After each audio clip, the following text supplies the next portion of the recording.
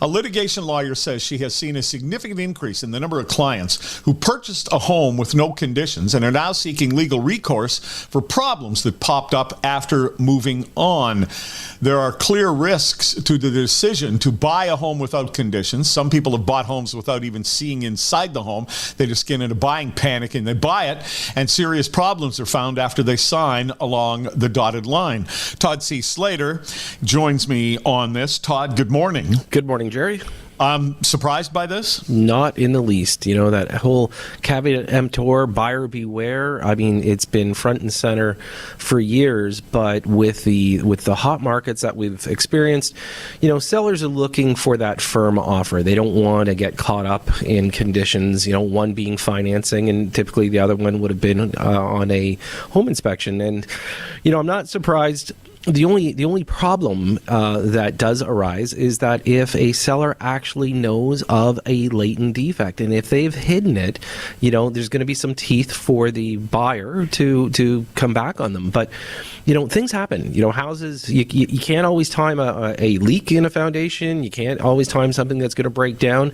And in a lot of cases, if an inspection was done, they probably would have been able to find it. Todd C. Slater is the host of Simply Real Estate, Sundays at noon on News Talk 1010. And we're talking about people here who have purchased a house all in a panic, maybe didn't even see the inside of the house because of the hot real estate market, and they bought it without conditions, and then things go wrong in the house, and they're trying to get some compensation. Do they have any legal recourse? Only if they can actually find out factually that the seller was aware of something, or for that matter, the actual realtor who listed the property. If anybody's aware of it, they must divulge this during the process. But if they can't prove it, there's not a lot they can go back on. You know, and again, defects happen. I mean, when you're buying a resale property, you know, there's no warranties that accompany it typically, unless it's still under Tarion. There's a lot of issues that people have to realize that can come up, and it depends on the seasonality of the sale. You know, right now I can tell you that, you know, coming into the winter months, there's a lot of times people don't realize that they could have a spring leak, you know, in the springtime, and that can happen, and not necessarily is it the fault of the seller. So there are things that will become from a seasonal, you know, if you buy in January and close in June, and all of a sudden you've got water in your basement, it's not necessarily the fault of the seller unless the seller was aware of it. And that's where, you know, home inspections are key in buying properties. You know, it'd be nice if it was just mandatory that either the seller produce a home inspection, or that there is that window of, you know, a couple days so a buyer should be able to get that home inspection. I think it would actually create a much better atmosphere. But right now, everybody, you know, they're scrambling to buy a property. Maybe it's the one property that they've been waiting for to come up, and they just want to show as strong, you know, of move to be able to buy it, and they want to win a seller over. So everybody goes firm. And the other thing that people are now forgetting is the fact, can you actually qualify? You know, people get all wound up and start, you know, overpaying. We don't even know if they can get the mortgage. All right, so Todd C. Slater's with me. I want you to react to a couple of text messages coming in as a result of our conversation. Someone writes in, it's actually impossible to buy a house in Toronto right now if there are any conditions. I've been looking for months, and it's a joke. You know, it's very valid, and depending on the neighborhood that you're looking into, but most neighborhoods right now, especially in Toronto, are sought after, and it's almost impossible to buy anything unless you're going in firm. The only thing that I can advise people is that if you're really serious about buying it, a lot of times agents will allow you to get a home inspection, a pre-inspection done before the offer date, and this is happening. But a lot of people say, well, listen, if I try 5 times, I get 5 inspections, you know, I'm out of pocket X number of dollars. That does happen, but you know what? You're covering your ass, and that's part of what you got to be able to do. Now, another person writes in asking you this question: what do you think of a pre-inspection done by the seller's agent? I think it's a great idea, and I would encourage more sellers to do it, because you know what? You're providing a comfort level, but more importantly, you're actually disclosing what you know about your home. So if that inspection report was available, we wouldn't have an article like the Ottawa one, because everything has been disclosed now in the home inspection, and nobody can circle back on a seller saying, you knew about this. Well, guess what? You know about it because here's the inspection report. Now, another text message regarding that, home inspection done by the seller. And it said, no knob and tube. The house ended up being almost 100% knob and tube, just not the one plug the home inspector looked at. Does that buyer have recourse? 100%, but they have recourse now on the home inspector because now they have to carry insurance because they have now certified what this house has.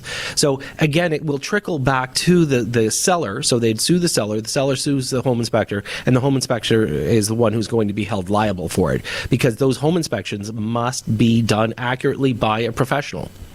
Could I not, if I were selling, could I not, if I produced a home inspection and said, this is a home inspection I will stand behind, push even more for a real good price? You sure can. And that's, you know what, it's a good comment, Jerry. I think more sellers should be aware of doing this. First and foremost, like I said, it avoids you getting sued by anybody, but it gives more people confidence going into a property. And that way, basically, you know, handcuffs are off. It's all about the price.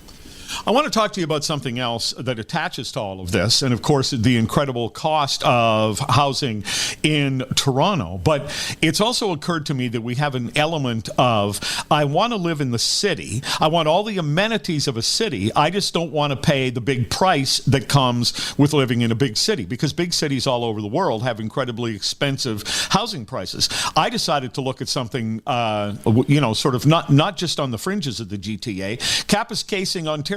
I actually wrote it. I went online as if I was going to buy a house there. Todd, I found a one-bedroom home for $89,000. Yeah, and you know, this is the thing about the outer markets. You know, I've talked about this. There is extreme affordability out there. A lot of people are saying, you know, nothing's affordable, but it's because of the distance to the GTA. You know, you can take a look right now and pick on Peterborough or some of those areas. You know, they have great facilities, lots of manufacturing, hospitals, everything, and it's still affordable. You can buy detached houses for $400,000. You know, this is the kind of thing that people have to be aware that if you want to live at Boardwalk on the monopoly board, you're gonna pay for it, and it's not gonna change. It doesn't change in any major city in the world. So why do we expect that Toronto's got to be different? You know, the government's not going to be able to swoop in and make everything affordable in Toronto. But what they can do is increase inventory, work on the outer markets, make it more affordable for detached homes. Eventually, people will get the idea that, you know, when they do the hybrid work program, and it'll make things a little bit more affordable. But quite frankly, it's not going to happen in the core. I mean, the square footage price is just way too high. Somebody just sent a text. Eventually, everybody will realize what most of us already know. Leaving Toronto will be the best move you ever made in your life. It will be financially. And you know what? You get a lot more bang for your buck when we talk about the outer markets. And it's not going to hurt anybody if we start increasing some of the other urban centers around Ontario, around Canada. You know what? It's great that we focus on Toronto. Yeah, Toronto's a fabulous city, one of the top in the world. But guess what? The rest of the cities at that level are still expensive. You're not just going to swoop in and buy something for $200,000. Thanks very much for your time. Thanks so much, Jerry. Todd C. Slater is the host of Simply Real Estate on News Talk 1010, and that's Sundays at noon.